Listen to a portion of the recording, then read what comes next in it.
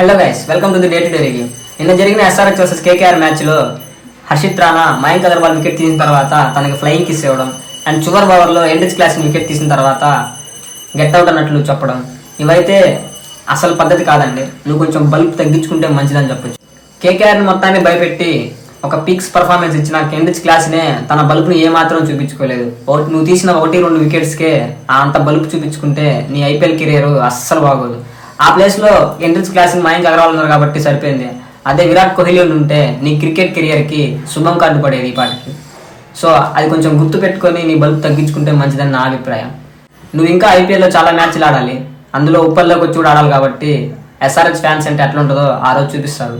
ఉప్పల్ స్టేడియంలో కనుక నువ్వు ఇదే యాటిట్యూడ్ మెయింటైన్ చేస్తే రెండోసారి బౌలింగ్ వేయడానికి కూడా భయపడేలా చేస్తారు ఎస్ఆర్హెచ్ ఫ్యాన్స్.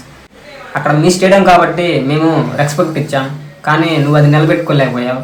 అందుకాక ఒక ఫారిన్ ప్లేయర్ ఇండియాకి వచ్చి ఆడుతున్నాడంటే మనం ఎంతగానో అభిమానించాలి వాళ్ళని అండ్ ఎట్లానో ఒక మంచి పద్ధతిలో ట్రీట్ చేయాలి.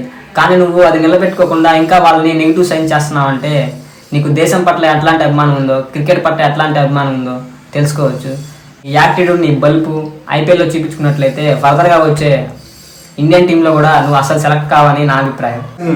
ఎండ్రిచ్ క్లాసెస్ పర్ఫార్మెన్స్ నచ్చితే లైక్ చేయండి అండ్ హర్షిత్ రాణా గురించి మీ అభిప్రాయం ఏందో కామెంట్ చేయండి. ఇంకా ఈ వీడియోని మీ friends and family members share చేసి ఐపీఎల్ స్పోర్టివ్ స్పిరిట్ అయితే చూపించండి. Thanks for watching. బాయ్.